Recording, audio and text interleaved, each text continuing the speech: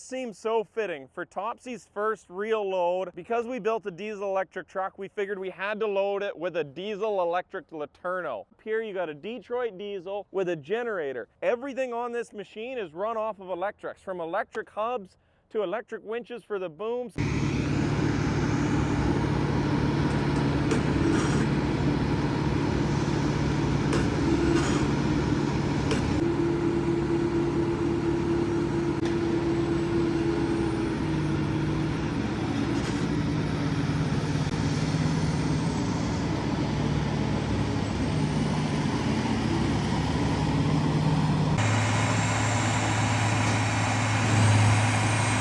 These Letourneaus were something else. I think it's really, really cool that our first load for our diesel electric hybrid is with a diesel electric hybrid.